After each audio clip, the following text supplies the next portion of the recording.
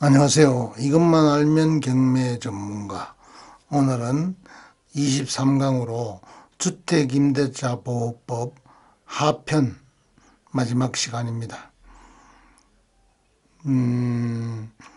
오늘 살펴볼 내용은 확정일자 부여 및 임대차 정보 제공, 또 임대차 기간 등 계약의 갱신에 대해서도 살펴보고요. 묵시적 갱신의 경우 계약 해지는 어떻게 해야 되는가, 또 차임 등의 정감 청구권에 대해서 살펴보고요.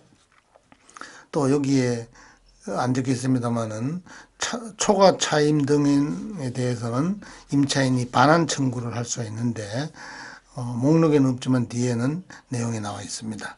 그리고 월 차임 전환 시 산정률의 제한에 대해서 살펴보고요. 경매가 됐을 경우에 보증금 중 일정액의 보호받는 금액이 있잖아요. 그건 어떤 내용인가. 그 강행 규정이라고 해놨는데 주택임대차보호법은 강행 규정이라고 되어 있는데 임차인에게 불리한 거는 적용이 안 되고 유리한 경우는 적용이 되고, 그러니까 임차인을 위한 법이다 이렇게 볼 수도 있는 거죠. 그 내용에 대해서 살펴보도록 하겠습니다. 확정일자는 주택 소재지의 읍면 사무소나 동주민센터에서 받게 됩니다. 그리고 시군구의 출장소, 지방법원 및 그 지원과 등기소 등에서도 확정일자를 받을 수가 있고요. 공정인법에 따른 공정사무소, 변호사 사무실 중에서도 공정하는 공정사무실이 있잖아요. 거기에서도 확정일자를 받을 수가 있습니다. 또 임대차 기간 등에 대해서 살펴보면은 기간이 정해지지 않았거나 2년 미만은 2년으로 본다고 되어 있습니다. 예를 들어서 처음 계약을 했는데 기간을 안 정하고 계약을 했다. 그런 경우는 극히 드물지만 그런 경우하고, 또 2년 미만으로, 예를 들어서 1년으로 계약을 했어요. 그러면은 기본은 2년으로 본다고 되어 있습니다.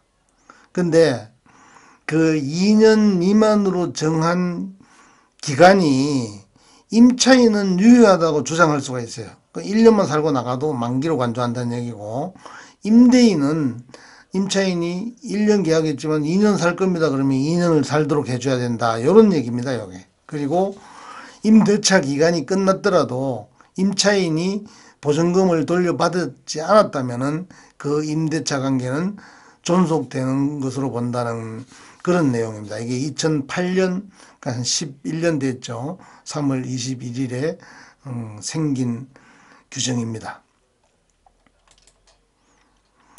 계약의 갱신, 2기의 차임 연체 시에는 임대차 계약도 임대인이 해지할 수 있기 때문에 적용이 되지 않는다 이런 얘기입니다. 이런 경우에는. 그러나 임차인이 월세도 잘 내고 잘못한 일이 없었어요. 그렇다면은 이제 밑에 내용이 적용된다는 얘기인데, 임대인은 임대차 기간이 끝나기 6개월 내지 2개월 전까지 계약 갱신을 거절 또는 계약 조건의 변경을 뜻하는 내용으로 임차인에게 통지를 해야 되는데, 하지 아니한 경우에는 전 임대차와 동일한 조건으로 새로 임대차 계약을 간주한 계약서를 작성한 것으로 간주한다 이런 얘기입니다.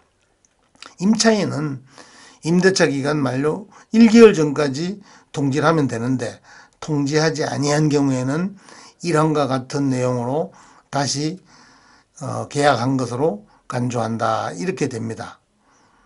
근데 이것처럼 계약서를 다시 쓰지 않고 조건도 변경하지 않고 이 기간을 다 놓치고 자동으로 묵시적 계약이 갱신이 됐어. 아무 얘기도 안 하고 자동 계약 갱신됐다 이렇게도 실무에서는 얘기하죠. 이런 경우에 계약 해지를 통지할 수가 있는데, 이거는 임차인만 할 수가 있는 겁니다. 임차인은 계약 해지 통지를 임대인에게 할 수 있는데, 만약에 지난 1월 달에 계약 만기에 썼는데 묵시적 갱신이 됐단 말이에요.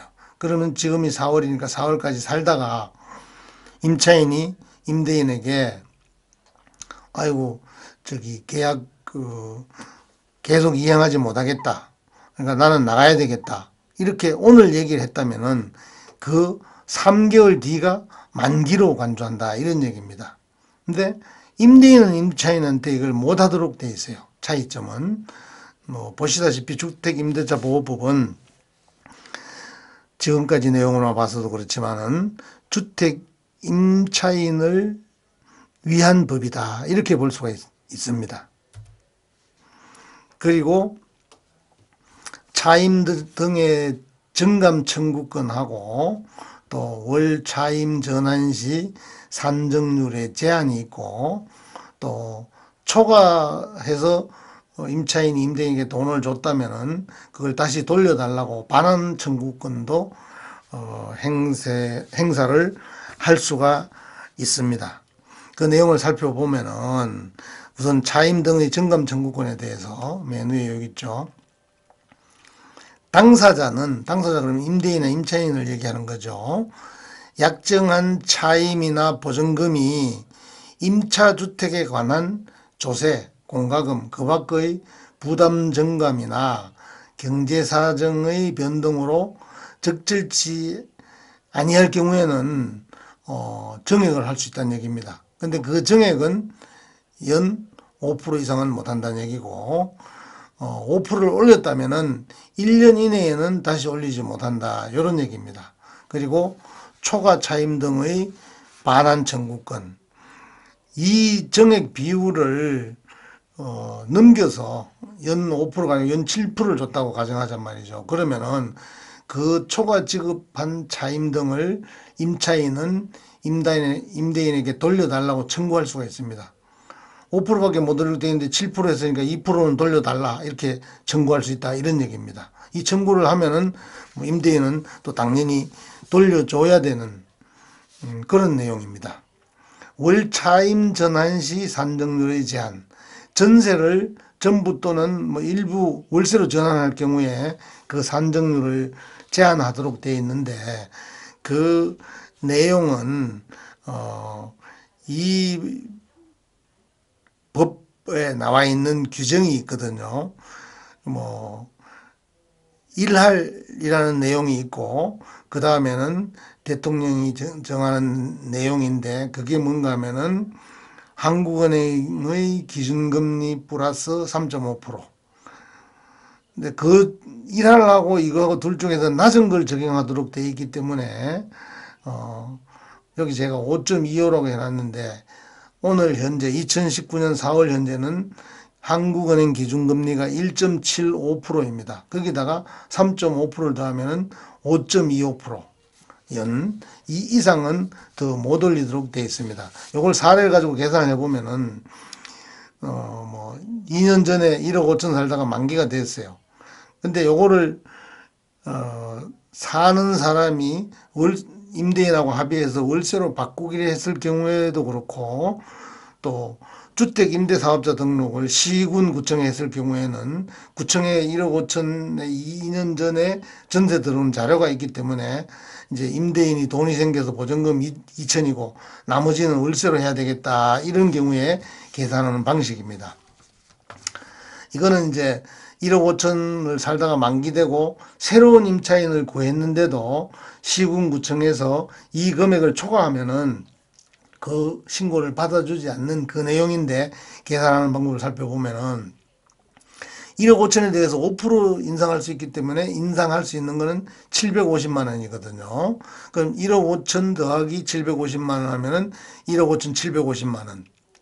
여기서 그 임대인이 보증금 2천만 받고 나머지는 월세로 받으려고 그러는 거예요. 그러면은 1억 3천 750만 원에 대해서 이걸 전환하는 율을 계산해 보면은 연 5.25%를 곱하고 또 이건 1년치니까 나누기 12로 하면은 한 달치가 나오잖아요.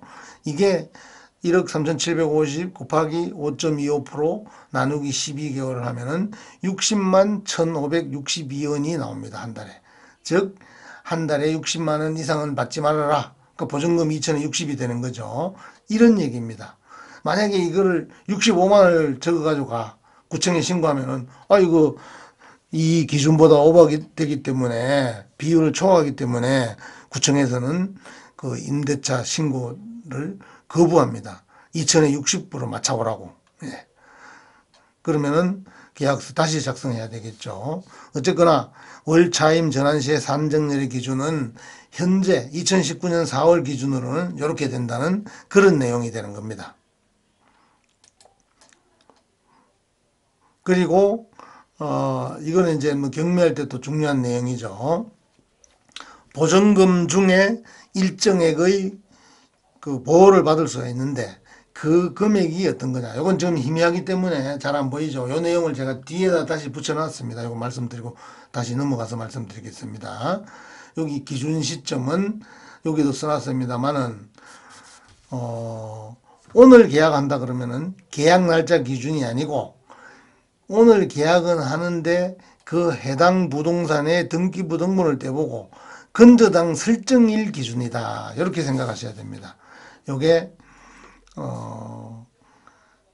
보통 공인중개사 사무실에 가면은 오늘 계약했으니까 오늘 기준으로 여기는 지금 서울시 소액임차인의 범위인데 요거를 얘기하는 거로 착각하는 경우가 많은데 절대 그렇지 않다는 거 또 뒤에 한 번 더 말씀드릴게요. 그리고 강행 규정이라고 되어 있는데 이 법이라는 얘기는 주택임대차 보호법을 얘기하는 거죠. 위반된 약정으로서 약정을 해도 돼요. 이 법을 벗어난 내용을. 그런데 중요한 거는 임차인에게 불리하면 그 효력이 없다. 임대인에게 불리한 거는 그 효력이 있다. 이런 얘기겠죠. 이게 약 11년 전인 2008년 3월 21일에 개정된 내용입니다. 그리고 요 소액 보증금 중 일정액의 보호 금액이 어떤 건지 뒤에서 살펴보도록 하겠습니다. 자, 여기에 주택임대차 보호법 기준 시점. 요거는 다시 말씀드리는데 오늘 계약한다 그러면은 오늘 기준일이 아니고 오늘 계약하기로 한 그 부동산의 등기부 등본을 떼어서 건저당 설정이 며칠로 되어 있느냐 이걸 보고서 따져야 된다는 얘기입니다. 만약에 오늘 계약하는데 2015년에 건저당권이 설정되어 있단 말이에요. 그러면 2014년 1월 1일부터 2016년 3월 31일 이전의 금액이잖아요.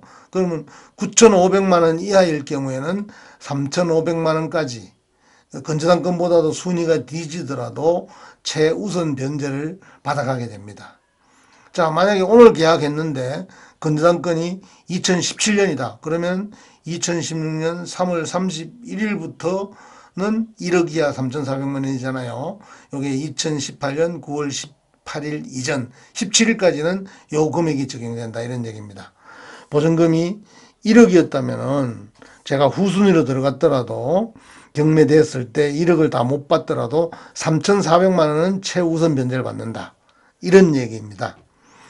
그리고 또 하나는 만약에 그 임차한 주택이 낙찰이 5억에 됐는데 그 소액 임차 보증금 중에서 최우선 변제되는 금액, 이 임차인들이 많을 경우 소액 보증금 받아갈 사람이 여러 명일 경우에 만약에 10명이다 그러단 말이죠. 그럼 5억 낙찰인데 10명이면은 3,400이니까 3억 4천이 되잖아요. 3억 4천을 다 안 주겠다 이런 얘기입니다. 그러니까 5억일 경우에는 2억 5천을 가지고 10명한테 나눠준다 이런 얘기입니다. 물론 여기서 정확하게 하면은 집행 비용은 빼고 하는 건데 집행 비용은 뭐 한 500만 원, 좀 많을 경우에는 1,000만 원 들 수 있겠죠. 어쨌거나 집행 비용을 빼고 그 낙찰 금액의 전체 금액의 2분의 1 이내에서만 소액 임차인에 대한 우선 변제금을 해주겠다 이런 얘기입니다. 그거는 꼭 기억해 두실 필요가 있겠죠. 그리고 요거는 사실은 그 인터넷 등기소에 들어가면은 주택 그 임차인의 그 범위에 대해서 전국에 대해서 다 나와 있습니다. 근데 그 중에서 제가 서울시에 해당되는 것만 제가 여러 개를 다 올 수가 없기 때문에 갖고 와서 이렇게 말씀을 드리는 겁니다. 자, 오늘은 여기까지 마치고요. 주택임대차보호법은 이것으로 마치고 다음에는 상가임대차보호법을 할 건데 상가임대차보호법과 주택임대차보호법의 차이점에 대해서 나중에는 살펴보면서 진행하는 것으로 하겠습니다. 감사합니다.